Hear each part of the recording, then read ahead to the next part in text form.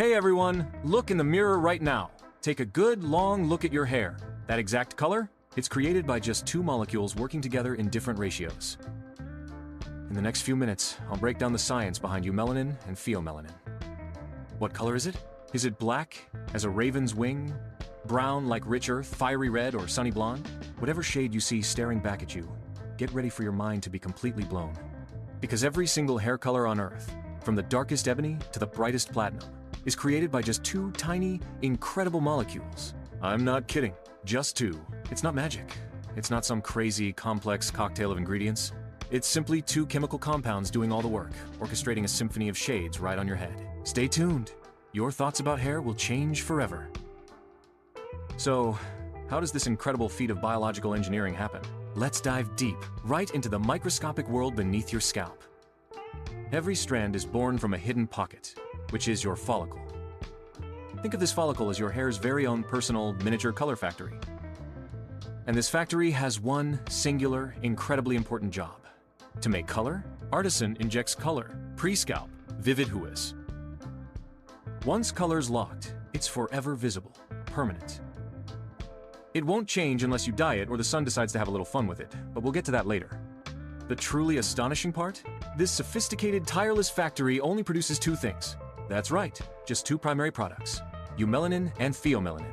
All right, let's meet the dynamic duo, the superstar pigments responsible for every hair color you've ever seen. First up, we have eumelanin. This is your dark pigment, the master of browns and blacks. Imagine eumelanin as the master artist of darkness. Gentle touch, hair turns brown, like rich coffee.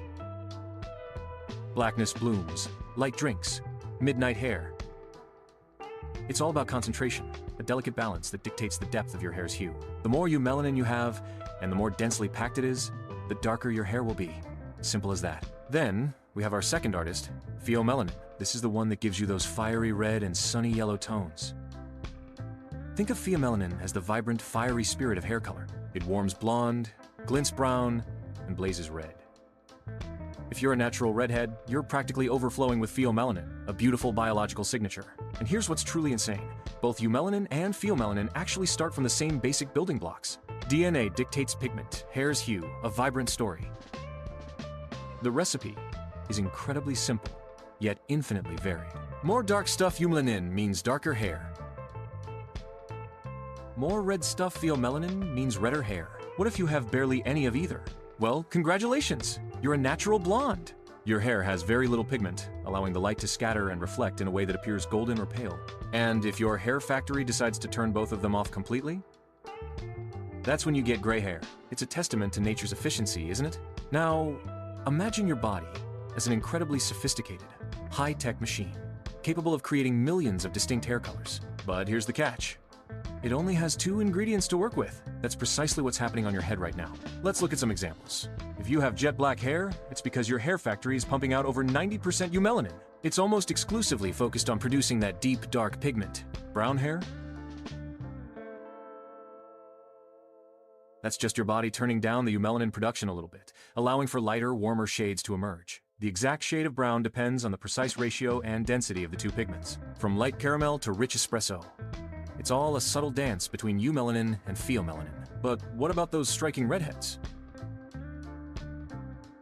If you're a redhead, your body has a special genetic instruction, often involving a gene called MC1R, that basically tells the hair factory to go absolutely crazy with the pheomelanin production. It's like a genetic switch that prioritizes the red pigment, often while suppressing the production of eumelanin. This is why you can have two parents with seemingly ordinary brown hair, and then bam, a vibrant red-headed kid shows up out of nowhere. It's not magic, it's just genetics playing with those two pigments in a truly spectacular way. This simple two-ingredient recipe, combined with genetic variations, accounts for the entire stunning spectrum of human hair color across the globe. So, these tiny factories in your follicles don't just haphazardly dump the color into your hair. Oh no, it's far more organized than that. They meticulously pack these pigments into incredibly tiny little sacs, or packets, called melanosomes. Think of them as microscopic delivery trucks, precisely loaded with their precious cargo of color. These melanosomes are then carefully shipped into your actual hair cells as the hair strand grows. Once inside the hair cells, these little bags burst open, and the color spreads out, embedding itself permanently within the hair structure, specifically in the cortex, which is the main body of the hair strand. And here's another fascinating detail. The shape of the pigment matters. It's not just about how much pigment you have, but also its form. Eumelanin, the dark pigment, tends to be oval and dense.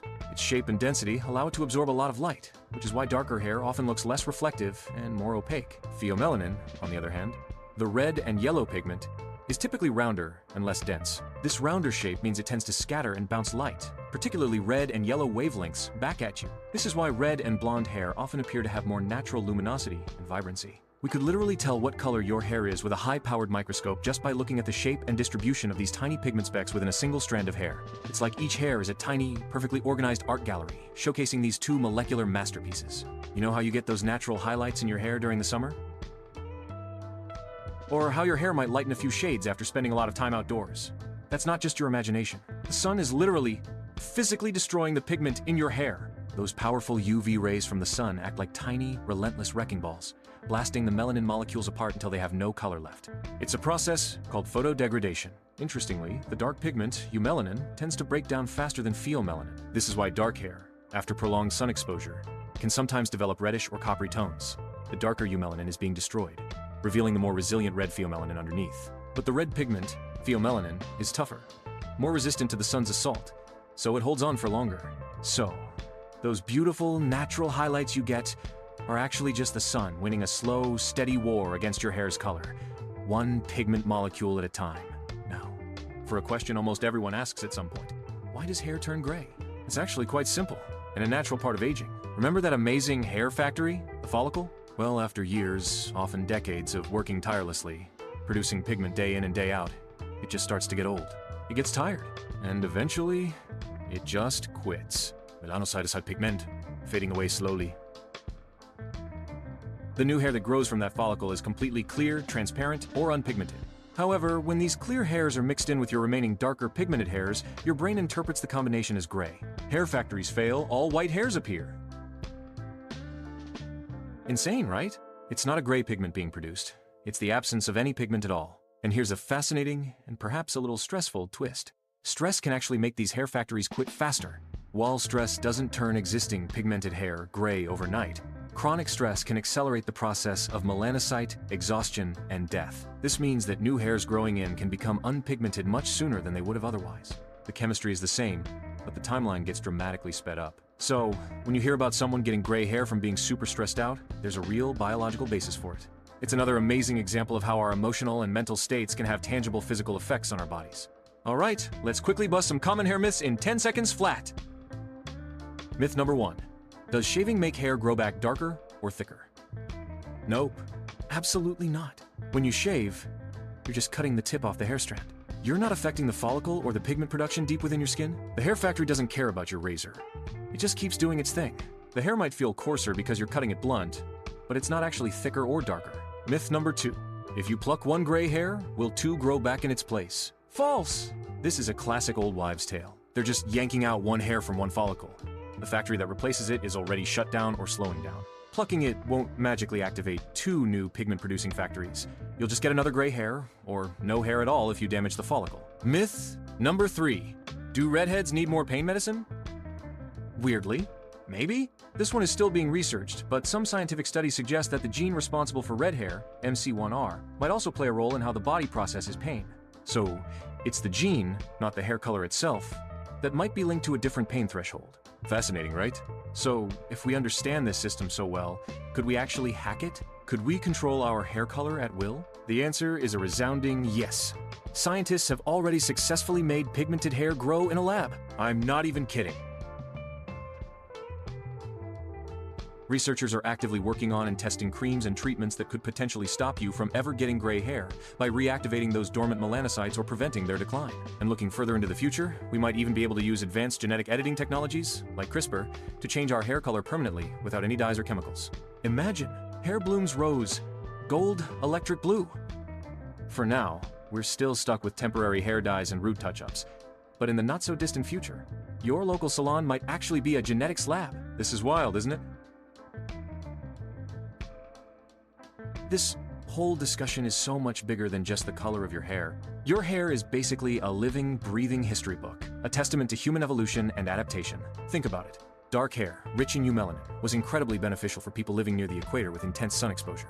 The dense pigment acted as a natural sunscreen, protecting the scalp from harmful UV radiation. Lighter, redder hair, on the other hand, was more common in cloudy, northern regions where people needed to soak up every bit of available sunlight to produce essential vitamin D.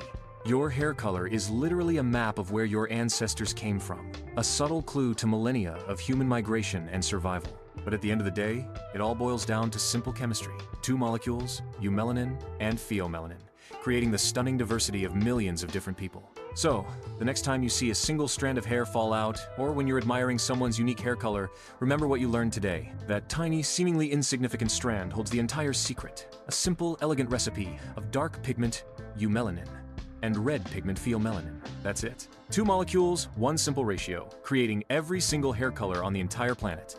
It's not just hair. It's a marvel of molecular artistry, a testament to the incredible complexity and beauty of the human body. It truly is insane. So, we just unlocked the science of hair color. If you learned something crazy and mind-blowing today, share this video with a friend who's always complaining about their roots or wondering why their hair is the color it is. And I mean it. Hit that like button if you want more videos like this, exploring the amazing science behind everyday things. I'll see you in the next video. It's going to be even bigger.